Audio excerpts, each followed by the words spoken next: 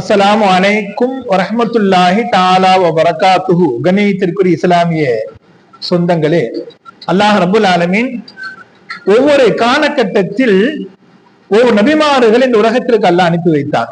அனுப்பப்பட்ட நோக்கம் என்னவென்று சொன்னால், அந்தந்த மனிதனுடைய பாதுகாப்பிற்காக வேண்டி, மனிதனை ஹிதாயத் பெறுவதற்காக வேண்டி, மனிதனை நேர்வழிப்படுத்துவதற்காக வேண்டி ரசூல்மார்களை, தூதர்களை அல்லாஹ் ரப்புல் ஆலமீன் இந்த உலகத்தில் அல்லாஹ் அனுப்பி வைத்தார்.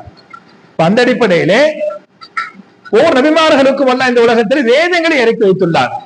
மார்க்கத்திலே ஷரியத்தில் 4 வேதங்கள் இருக்கிறது. முதலாவது ஜபூர் வேதம், இரண்டாவது தௌராத், மூன்றாவது இன்ஜீல், 4வது குர்ஆன் ஷரீஃப். கவனிக்க வேண்டிய விஷயம் என்னவென்று சொன்னால், காலங்கள் செல்ல செல்ல இன்ஜீலுடைய வேதங்களை தன் சுயநலத்திற்காக வேண்டி மாற்றி அமைத்து விட்டார்கள். சில சொந்த கருத்துக்களை உள்ளே நுழைத்து விட்டார்கள். இரண்டாவது, அதே போன்று ஜபூருடைய வேதத்திலும் அல்லாஹ் சொன்ன வார்த்தைகளை விட இவர்கள் சொந்த கருத்துக்களை உள்ளே நுழைத்து விட்டார்கள். அதே போன்று மூன்றாவது, தௌராத்துடைய வேதத்திலும் இவர்களுடைய அந்த சொந்த கருத்துக்கு உள்ளே நுழைத்தார்கள். ஆனால் அல்லாஹ் குர்ஆன் ஷரீஃபில் செய்ய முடியாது.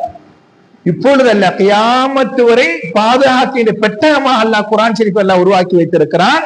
எனவே குர்ஆன் பாதுகாப்பானது, மேன்மையானது, கண்ணியமானது.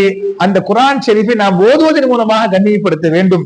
தொடர்ந்து ஓதி இந்த தௌஃபீக் வல்ல ரஹ்மான் நம் அனைவருக்கும் தருவானாக. அஸ்ஸலாமு அலைக்கும் வரஹ்மத்துல்லாஹி தஆலா வ பரகாத்துஹு.